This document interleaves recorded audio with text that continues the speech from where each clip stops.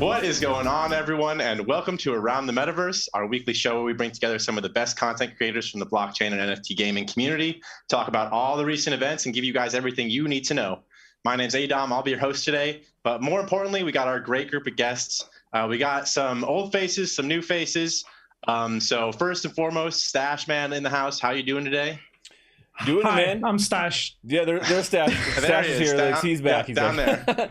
No, I'm stoked, man. We did a charity live stream earlier today with the community, and we raised over $1,100 for Stand Up to Cancer charity. Boom.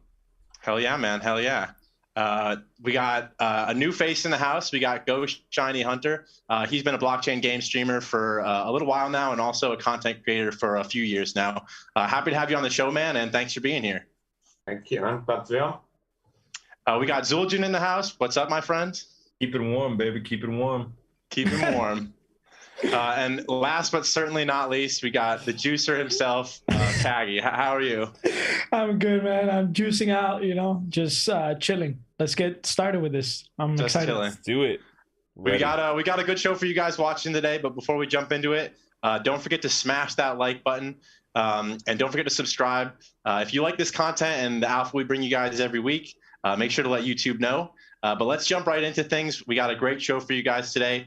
We're going to be talking about, is the metaverse and NFTs a scam? I don't know. Is it a scam? I mean, is it all over? Some people think it is. We're gonna dive into those people that think it is. That sounds like some clickbait stuff. I love it. Is the metaverse a scam? We'll find out. We're also going to be talking about some best first metaverse investments. Once we decide whether or not it's a scam or not. and then finally, how to get some passive income out of this giant scam, right? But no. It's all right. So let's just jump right into it. We're all gonna answer, yeah. It's a scam. All of us are. Yeah. There it is. It's over. We settled it. Pyramid scheme. No. We're going to answer that question for real. Specifically, I want to talk to you guys actually about what we focus on here, a little bit more, at least, blockchain gaming, and how sort of the traditional gaming sector hasn't really taken NFTs and blockchain being introduced to some of their traditional stuff so lightly. So if you guys watching there don't know, recently Discord tried to implement Web3 and had a huge backlash from their community. Another one, Ubisoft recently, if you go look at the Ubisoft reveal on their new Quartz Ghost Recon drop that's happening, there's YouTube got rid of dislikes, but I'm pretty sure it's because there was like a mass amount of dislikes against this thing. And then we've even had games that won the Solana Ignition Hackathon, like Rushdown Revolt, actually completely abandoned their plans to implement NFTs and literally sweep it under the rug. There's if you go to Rushdown Revolt, they had won Solana's Ignition Hackathon. And now if you go to their page, there's nothing about Solana, nothing about NFTs. If you check any of their stuff, it's all gone. So, and that was also because of community backlash. So I want to hear your guys' opinions on why you think gamers are not liking what we have to bring to the table, man. So Stache, let me ask you, why do you think traditional gamers are so hesitant to embrace NFTs and blockchain gaming? That's a good question because, one of my main tenets has always been that gamers are more comfortable with the valuation of digital assets. We've seen this for a long time, whether it's blockchain or NFT based. That aside, people have been buying digital skins and assets in video games for a long time. So they understand the value that something like that digitally brings to them, whether it be, making them look cooler, or maybe it does actually bring some sort of pay to win element into the game, like some of these other little clicky games. But it is a little surprising that we see so much backlash from the mainstream gaming community, and I feel like a lot of it just comes from the fact that they're just not informed. I think it's a lack of education. It's a little bit of ignorance there on the part of a lot of gamers. I think they just don't understand it and how it actually can benefit them more than it can do any kind of harm. So people they look at it as hype. They look at it as oh, maybe this is a scam. I don't know how you could see giving away free items that you could sell for money as a scam, but that's exactly what Ubisoft has done. They're literally hey, play this game, which you were going to play anyways, earn these free items, and then you can just go sell them wherever you want if you want. And that people are going to be done. The smart people will see that hey, that's a great opportunity. Why not? and then there's a bunch of people just like, oh, it's a scam, and I can't believe it. So it's a little weird that we're seeing that, but I think that's really just because we're so early still, and gamers like the rest of the people here, myself, Zueljin, Cagy, Go Shiny, Shiny's all we're starting to see more mainstream gamers actually start to understand and come over and start looking at play to earn games and NFT based games. So it's going to be a slow transition. It's not going to be a big like Band-Aid rip, man. It's going to be like a real slow like Band-Aid, like when you like peel it off a little bit just because you want to torture yourself, and it's like inch by inch. Wait, it's funny you bring that up, man, because I feel like Shiny and I were just talking right before the show about he came to NFTs and he was explaining to me how he used to invest. He had tons of money invested in Pokemon Go, but when you're not necessarily putting out content on Pokemon Go, like what is that worth? Yeah, I mean, if NFTs are a scam, then every game that sells digital assets is a scam. Even worse. And even more so. It's so much worse, isn't it? Because they don't give you any money back. Like, you're not going to see any returns from it.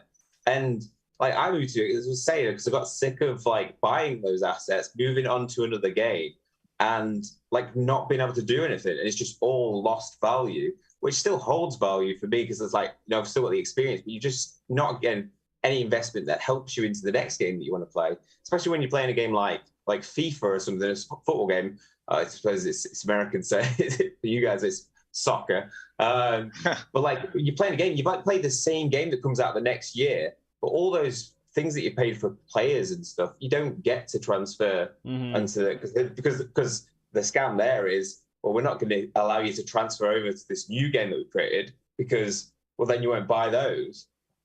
But obviously with NFTs, they don't do that. So I do think it's just not understanding that. And you say like, we're going to give you these things free. I think we're just a little bit conditioned to think for free, that's a scam. I've had enough emails saying that you're going to get something for free. Like, no.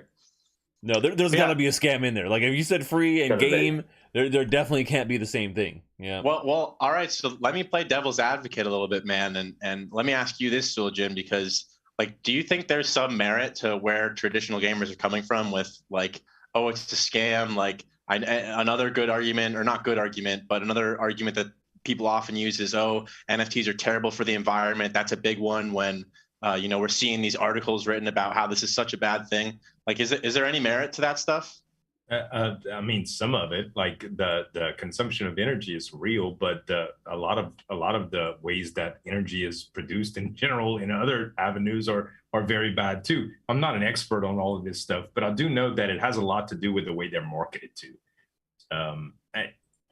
I don't know if you guys have looked at any of these upcoming gaming projects lately, but some of the marketing pages are they're terrible, dude. Some of the offers that I get are essentially, hey, check out this project and look at it, and it does look like a scam. I had somebody in email today ask me, what do you think about our token? We took a lot of time in putting together our tokenomics. What do you think your viewers would think about it? And I said to him, I don't think my viewers know anything about that. I don't think my viewers know what tokenomics are. A lot of these projects, these gaming projects specifically, are marketing towards crypto enthusiasts. They're not marketing towards gamers. They're not putting it in simplistic terms that gamers could understand, like the digital assets that we were talking about, true ownership and stuff. It doesn't mean anything outside of their limited vision of, I want this for this game. After that, that's what they're used to. So being able to build and provide value for people that are not accustomed to crypto terminology, I think is very important to increase adoption. And some of these larger brands being able to hold something up very shiny, like I believe Nike just did something with RTKFT. I forgot the name of that. Artifact. But, yeah, Artifact. It's a really, really nice, simple presentation about that just kind of symbolizes it. And I think that's a good version of marketing. But getting into a lot of these things and showing people what if you start, it's kind of like, you've ever been in a conversation with somebody and their eyes just glaze over because you don't know what you're talking about, like talking to grandma about crypto at Christmas time or Thanksgiving, like they'll just zone out. It's about being able to meet them on an even playing field and not overload them with jargon and really make them understand why it's beneficial for them, because they don't know anything else. I didn't before I got exposed to it, but I was hungry enough to go seek it.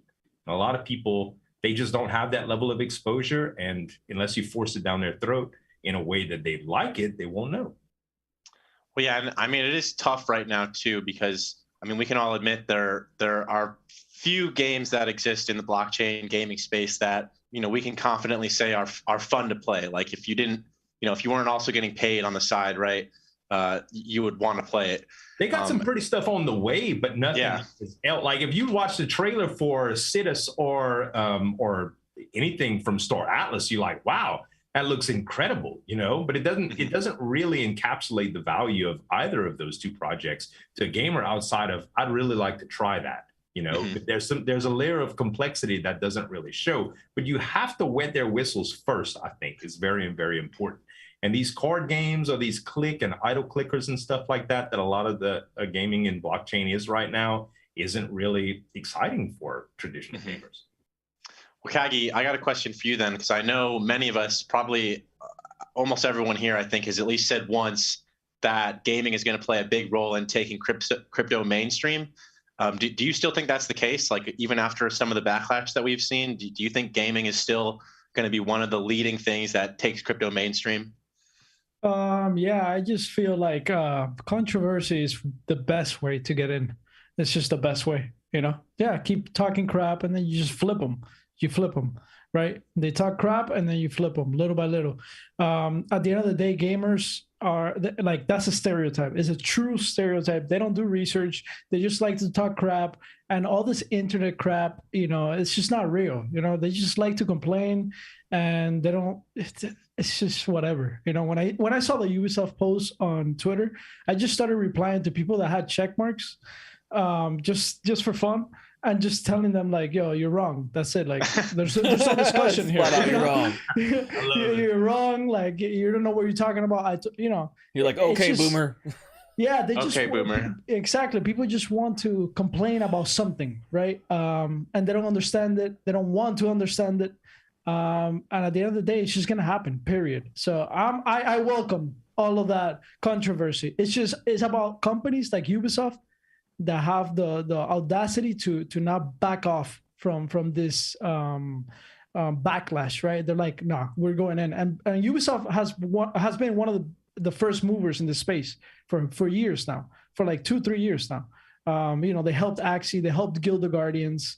They've been helping many blockchain games in their incubation thing that they have going on. You know, so whatever. You know, fuck it.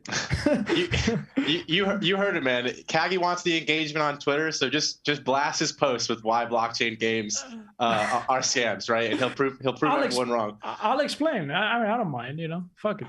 If they want to listen, you know. Hey, man. I mean, I think we're all here for the same reason, and we all think obviously that crypto or gaming is going to help take crypto mainstream. It's just a matter of when, not if, right?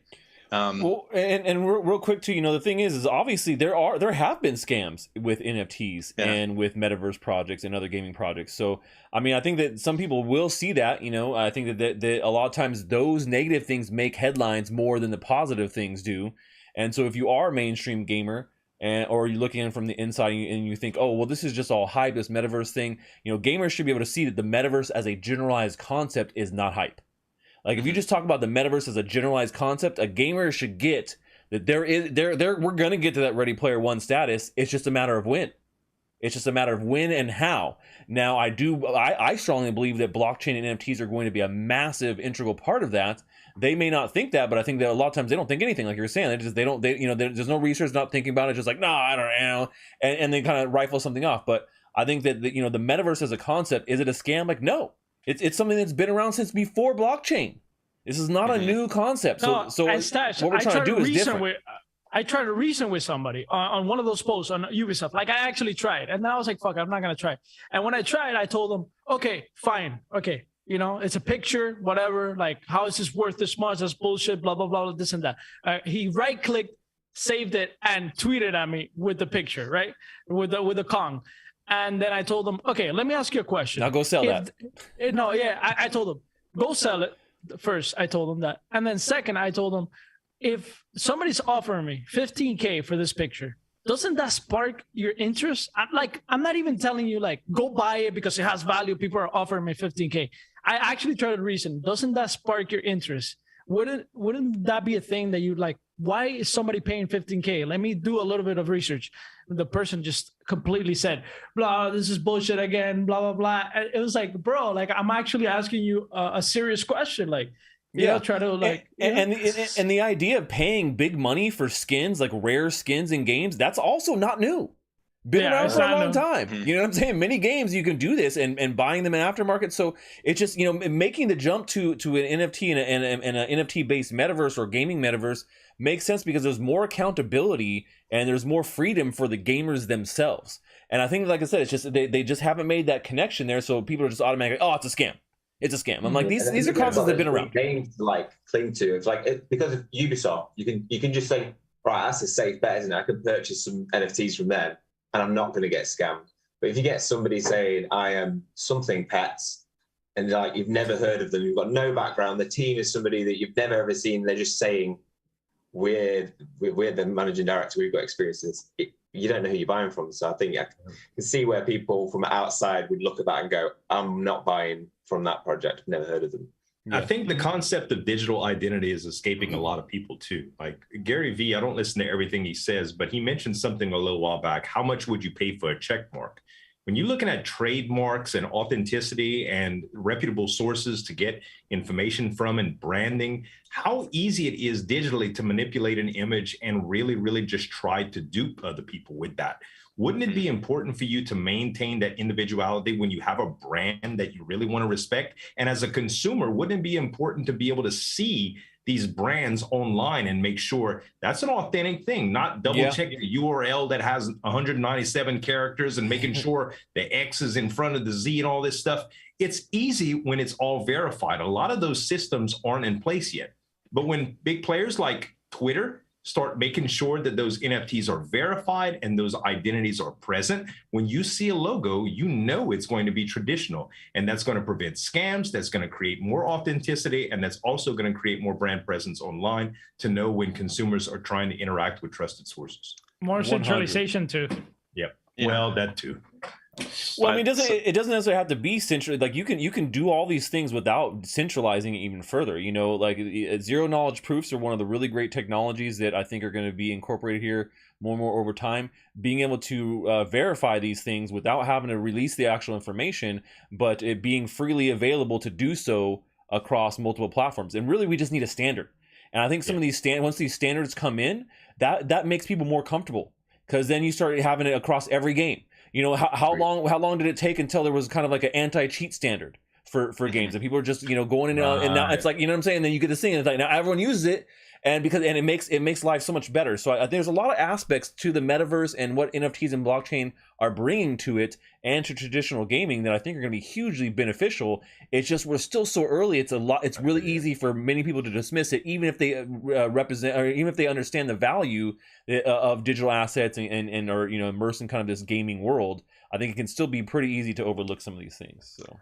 Well, and dude, the right click save haters, right? They're always going to be my favorite because like my argument to them is like you could go to any museum and buy a copy of the Declaration of Independence, right? But you're not Nicolas Cage stealing it from the museum, okay? There's only one that you're stealing from the museum, the original, right? But you can buy one in any store, and that's like essentially what right click save argument is.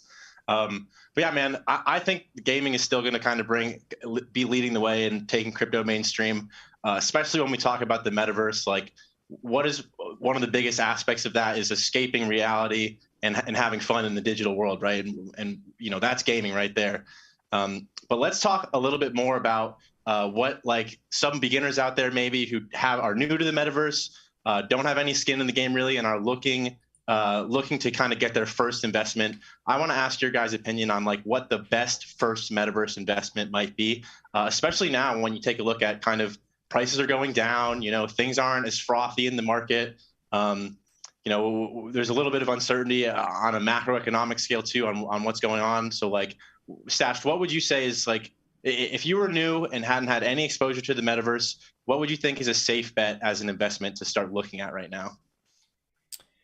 I mean, safe bet, you know, that's a hard thing to say. Like, what's the most safe? Speaking. But relatively speaking, yes. Yeah. I would say that, you know, you want to go, if you're looking for something truly metaverse, you want to go most likely with some plot of virtual land. And doing that in one of the main, well-proven metaverses, something like Decentraland or a Sandbox, Somnium Space, some of the ones that have been around for a couple of years already and have already well established a project, I think those are the best ones to really get in as first investment. Now, the problem with that is they're also the most expensive, right? So, I mean, it's kind of this balance of like, okay, well, do I want to go with a lot of security and it be more expensive, like having, kind of that long-term security to it? Or do I want to try and go with a little bit more of a gamble, but it's going to be a cheaper investment to start off with? So I think land is still one of the really good ones to do, and it's kind of become the basis for a lot of these metaverses. So it's something you can find in a lot of different places, and finding something that I think kind of speaks to you is the most important thing. But I would definitely say land. I think that's probably one of the best ones. Mm-hmm. I think that's right on the money. Like land is going to be I mean, land is one of the best investments in the real life. So obviously in the metaverse, it's probably going to be a good investment too. Shiny, let me get your opinion, man. I know you're not too new to NFTs, but relatively new. What were some of the first things that you bought that you would consider metaverse investments when you started to get into NFTs?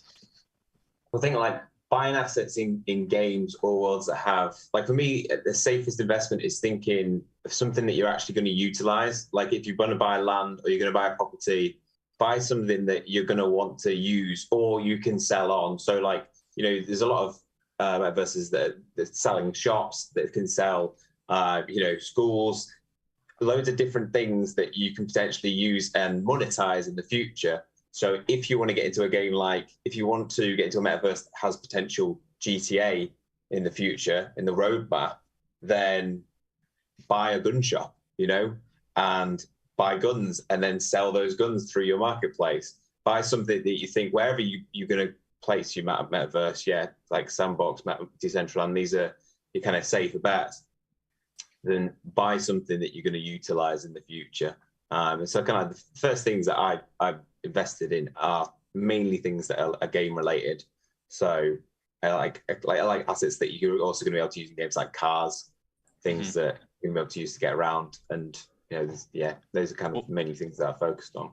Well, so let me ask you this too: are those games out right now, or are they going to be released? Going to be released. So yeah, I'm more in the I love what Sandbox and Decentraland have done. I was, early days kind of played in Decentraland and just didn't. I don't know. Everything was quite expensive, and I just thought I just wanted to. I've been looking into other things that I think are going to do the same thing, but maybe in an even better way, or at least in the same level. And so, kind of focused on assets that are a little bit more risky, but I think higher reward in that. Yeah, I mean, and just like Stache was saying, like the land in some of these metaverses, like Decentraland and the Sandbox, is just kind of astronomically risen, and even some of it at retail, right? When the price was first being sold was out of a lot of kind of maybe people just getting started's ability to get involved, right?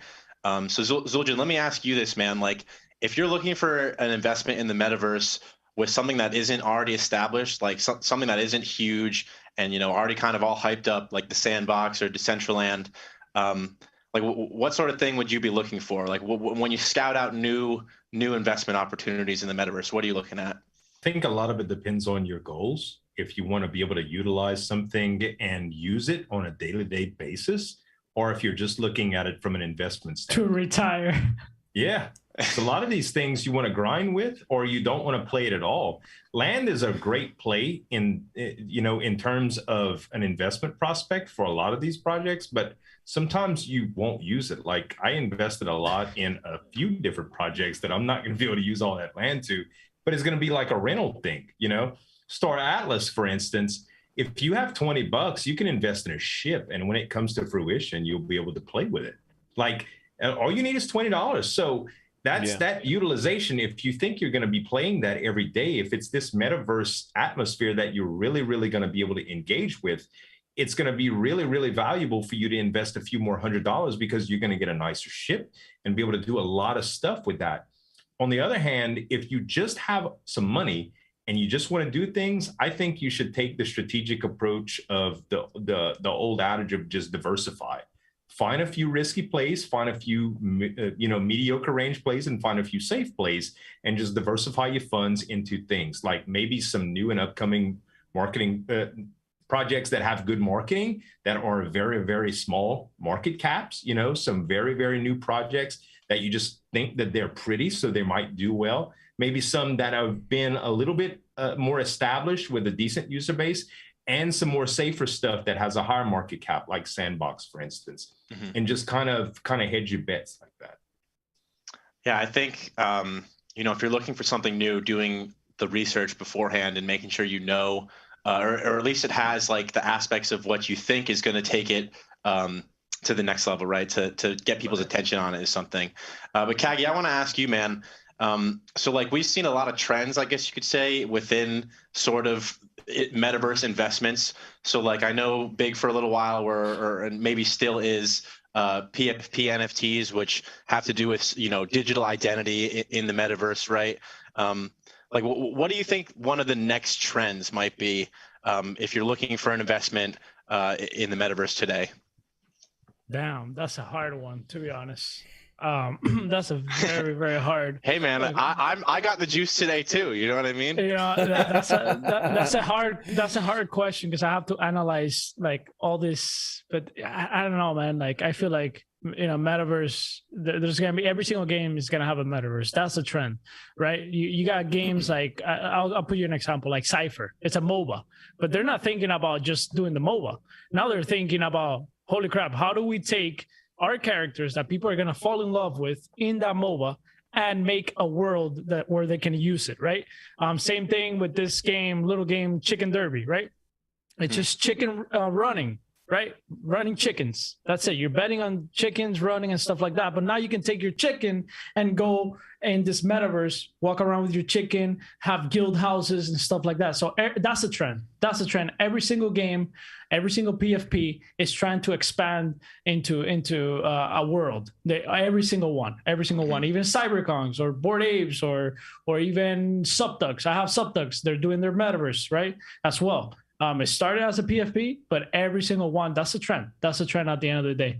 So that's another way you can get into a metaverse is by getting into early PFPs that have vision, right? And if they have that in their roadmap and you believe in the team, you believe in the community, you believe in, it could happen, then it starts out as a little PFP and then boom, now they want to expand and make their own metaverse, whether it's in the sandbox, like Cyberkongs is doing, connecting into the sandbox, or them doing them themselves, a world by themselves, right? So I guess that's the trend, man. Like every single game wants to do that, or PFP wants to have their own space to live in, right? So yeah, and I wonder if we'll start to see those little games start to build their metaverses and see. Do you reckon we'll see some linking between them? Yeah, and actually being able to utilize them in other games. That's the big part, man. Is that you're right. I think you're right there on the nail in the head there, Cagy. We're starting to see that as being like, okay, here's the trend. We all got to have a metaverse. But the problem is there's not going to be enough people to fill these metaverses all the time. So they're going to be dead. They're not going to work, right? And so I think that we're going to see more consolidation. So I think the projects that took the kind of road of incorporating their metaverse inside of another metaverse like Sandbox or doing it in Decentraland, I think those projects are going to work out so much better than some of these other ones that have kind of gone on their own to try and make their own metaverse and kind of like trying to fudge it in, right? So there's some products that it makes sense to have your own metaverse and do your own thing, and there's some that it don't. And I think the ones that are really looking at incorporating in places like Sandbox or Decentraland or other similar ones, I think those are going to be the big winning ones, man. But as far as like next trends, I just want to put another note on that too. Like I think once we kind of get past that, where everyone's done this metaverse thing and we've seen some kind of like die down from it, one of my biggest ones that I'm looking forward to in the future here, which I think immediate future, is we're going to be moving from PFPs and it being all about the metaverse to, okay, well, I think the next one's going to be wearables, and I've talked about this on the channel. That's the next big thing is, man, having these NFT wearables that you'll be able to use cross-chain, cross-different. There's a couple products where it's like, if you buy this NFT, we're going to have a version of it for the Sandbox and a version of it for Decentraland. So you can go in either one and boom, you have it. Even though there's not necessarily cross-chain compatibility there, you're getting the asset in both places. And so I really think that's going to be one of the new hot trends. I want to tap into that. I want to tap into that. That's a really, really good trend. I'm thinking about how can that happen? If there's a third party that is a beast at doing, wearables and, all kinds of stuff, then if they're a trusted party that does that, people that, or a website like OpenSea, right? Like people just they just upload wearables there, and then projects just connect to that, right? They just connect to that platform, and that's it. So imagine Star Atlas connects to that platform, so whoever uploads whatever to that website, it could be used in Star Atlas and every other game that connects to that platform, something like that. I don't know. That's essentially what Engine has kind of been doing. I mean, that was the concept of Engine, is having these multiverse items. The data was there, the lore was there behind these items, the general like look and feel of it, was kind of there. And then it's something you could translate into your game. But having it where it's almost automatic, where you have these assets in there, and they're in Unity format, they're in Unreal Engine format. You know what I'm saying? How easy would it be to like, boom, okay, bam, and just pop it into my game? Makes it easy, and it's already all already fleshed out. You have to just kind of make some adjustments for the actual characters that are going to wear it and the skins and things like that. So there still would probably be some manual adjustment that need to be done. But your game has to be on Engine, right? Well, that's well, no, yeah. For the Engine one, I'm just saying in general. I think that I think you're right. I think we will get to a point where we have that service where it's all automatic, where where the game engines are so good, they have all this functionality already built in. So if you have a character that you've already rigged up for your game, and you pull from this universal like clothing line or whatever, right, it will automatically fit to that character. It will all the move. It will, won't be clipping anywhere, which is important. You see that a lot of times when new RPG MMOs bring in new clothing and shit, and they're clipping on all the damn characters because they can't mesh out everything, right?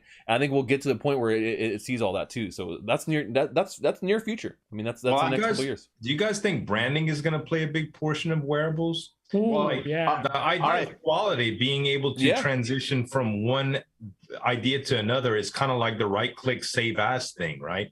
You can see a model of an existing or new market product from somebody that is littly known, and say to yourself, man, that's a dope design. I think I'm just going to improvise on it and make a derivative of it and just do more marketing. I have $5,000 to dump in marketing. I'm just going to make a Twitter campaign and really make this thing viral. Do you think that's going to be substantial when it comes to competition for these wearables and stuff? It already is. I mean, just in the real world, you think about it, like that's why you have like fake Gucci bags and shit. Like there's like, I'm just going to make a copy of this thing and sell it for, like a little bit less, and people buy them all day long. So I think, we'll see that. And I think wearables too are going to be a huge thing too. And this is kind of a good segue into our next topic, talking about some passive income opportunities, because like in talking about the metaverse, many of the like true to form metaverses, like Blocktopia or Somnium Sound, Decentraland, a lot of them are saying things like, you'll be able to set up your own business even in the metaverse. And one of the examples I always use for people talking about that specifically is like, imagine if you're you have like a clothing brand on Instagram, right, or something like that. Imagine being able to set up a clothing store in one of these metaverses with your real life clothing brand, where you can then sell an NFT wearable version of your whatever clothes you have that are in game and also in the real life or in real life. And then from there, you're getting all that additional marketing exposure from, and even additional revenue potentially from having a store in one of these metaverses, right? Which I think is going to be, super cool to be able to do. But I want to get your guys' opinions on some of maybe the other ways that either you think you can get passive income in the metaverse, or you're currently getting passive income in the metaverse today. So Cagy, let me ask you, man, what do you think some of the best like passive income opportunities are going to be in the metaverse? Definitely land, because I mean, it's already land and assets, just any asset. You got Pegaxi, right? Pegaxi is doing a great job, man. I'm actually impressed. It's a little game, but they're doing a great job in the rentals. It's working flawlessly. You put a horse, and you put the parameters, you say, I'm going to give 20% to whoever rents that horse, or 30% or 40%. And they fly out the window right away. It's a competition. People are just there refreshing to see if they can get that horse to rent it, right? Because they don't have to put any money up front. It's just when they win the race, a percentage goes to the owner, percentage goes to the person that rented it. It's incredible. It's incredible. So any asset, but I would say land as well. I think, for example, in the sandbox, I'm really bullish on the sandbox. I think the sandbox is fucking premium, dude. I was just playing it the other day. I'm sure Stache was playing it too. It's premium, and there's only going to be so much of it, right? And games are going to want to build on the sandbox. They're going to want to build on the sandbox. So even if you have one little plot, you know, one day somebody might come to you and be like, yo, I need your plot. You either sell it to me or I rent it from you. What's up? You know? So land, I think, is one of the biggest ones for me. And yeah, I mean, another point on the side of land for being one of the best investments you could get into in the metaverse. But Stache, let me ask you, are you getting any sort of passive income from what you would consider metaverse investments today? And, you know, if so, what are they? Yeah, I mean, you know, when it comes to the passive income ones, you know, there are, kind of bridging back to what Cagy was saying, you know, there's a lot of good projects that initially, as they're getting started trying to build their metaverses, they're starting off with what they would call like PFPs or character NFTs, right? And a lot of these will give you like passive income just by holding them. So you're getting a stream of the tokens, or you're getting a split of the marketplace fees, which I think is huge. And so think about that, like, you know, whether it's a token itself or whether it's an NFT itself, we're starting to see that being, I think, more of a way is like, hey, holding this token for this metaverse allows you, you know, access to getting a certain percentage of marketplace fees. You know, like I said, we just talked about one with I think Citus, where they have the same thing, where it's like, hey, you know, if you hold this token, you're going to be getting a percentage of you know, some of the in-game sales and things like that. I think no, it's RFox one. RFox is also like that. They have a token that represents all the sales that go inside of their metaverse. And so by holding that token, you get that passive income by everyone who is shopping in the metaverse. So like what Cagy was saying is people jump in there, they're renting things, they're buying and selling land in there, or they've set up a shop in there. And then because you hold that specific token that gives you that passive income, you don't have to do jack shit, man. You just sit back and let everyone do all the purchases, and it requires a very little amount of you know, management. You know, you just getting all the fees. Because the management is so annoying today. Yeah, it's so annoying. Because well, and like you think about like, okay, on the you know, more basic level, the average person, you know, maybe they're going to own, you know, I don't know, 10, 20, maybe 30 different NFTs. But when you get to the point of like, you know, doing this full time and you know, a high level investor, full degen. When you get to full degen status, like us here, all four of us here, you get to a point where it's like it becomes incredibly hard to manage all this stuff. We were just talking about. How many you got? Like, dude, I thousands, man. I mean, at this point, where I have thousands and thousands of NFTs that are spread across 100 different projects. And tokens that are spread across 100 on different blockchains, different a million different wallets. Same. And so it's so hard to keep track of all these things. And so we were talking, you know, before about, you know, cashing out, hitting the top, buying back in, and it's a hard thing to do when you're not only trying to manage all those assets and then also, you know, do content, do streams, hang out with the community, and provide value to our ecosystem. It's pretty difficult. So the things I can find that are more passive like that, where I'm like, hey, it's set it and forget it, Rom Popeil status, rotisserie passive income, I want that, and I'll take it. That passive income, man, that financial freedom is why we're all here, I think, right? Yep. Gala nodes, if you can find something like nodes or something like that as well, or even providing liquidity. Yeah, liquidity. You know, there's impermanent loss there, but there are projects like Bancor, which is a DeFi project, the first DEX that was ever invented. Uniswap actually copied their code. So they have impermanent loss protection. The only one that has impermanent loss. You should like learn about that. Learn about DeFi, and you know, maybe try to find some nodes out there. Stake your tokens. You know, you got Phantasma Chain as well. For example, you can stake your tokens. There's a different ways. There's a big ecosystem here. Well, yeah, I'm interested too to see kind of what happens with like Stache, to go back to what you were saying, how some of these like PFPs or even other, you know, not PFP investments are guaranteeing some type of shared revenue from, say, the sales or something. Like, what are we going to do when legislation actually comes down on us? Like, aren't we all just like purchasing unregistered securities? I'm gonna throw my hands up and just like, I tried, guys. I'm sorry, Mr. IRS agent. I tried my best. I swear. It'd be like talking to your CPA. Like, yeah, so I had $100 to $200,000 of income from my monkey picture today, Yeah, like this year. I know, they're like, all right, in monkey picture bananas. got that line item. Like, what is that? What is that? Shiny, let me ask you, man. Like, do you see this being an issue? You know, and you're from the UK too, so I don't even know what laws are like over there. But do you see this being an issue? You know, come maybe a year from now for all of us. Yeah, I mean, I'm literally just in the process of speaking to an accountant, because at this point it's like I'm just hearing things like, you need to get on top of this, and they're telling me like I've got to track every transaction that I make, and I'm like, okay, so I went to an accountant. They're like, how many wallets do you have? And I'm like, oh great, they're asking a proper crypto chain. How many chains do you use? I'm just like, Cagy chain, Solana, Cardano, every single chain, and I'm probably not going to hear from them because they're just like, this guy's it's going to be too much, isn't it? How many assets do we hold across so many different wallets? How many transactions do you make every single day?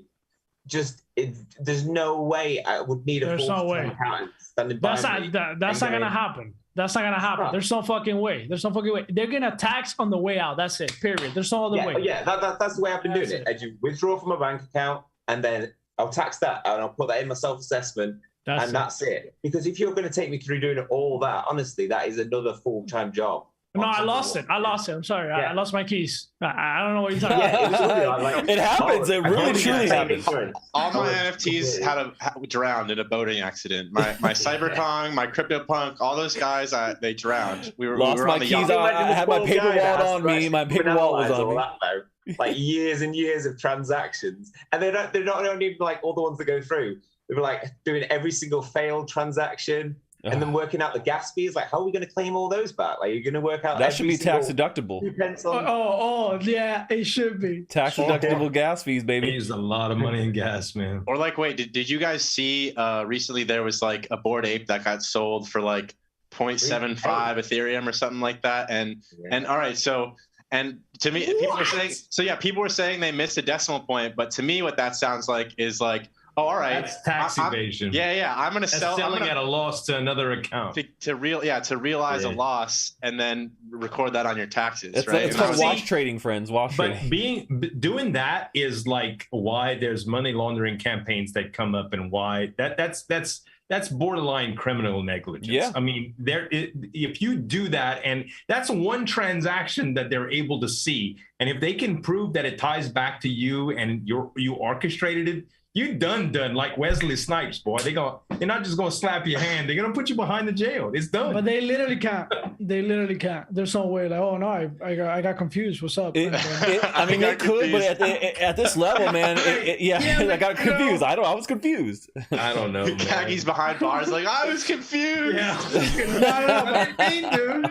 If you guys see the hearing, it's something that you guys should watch. The hearing that just happened in Congress. It was great. The committee. Yeah, it's great. I still haven't finished it, but holy shit, these people are, they're bending the knee. They have to bend the knee. Like they're gonna tax on the way out on the centralized exchanges. Yeah, bend the fucking knee.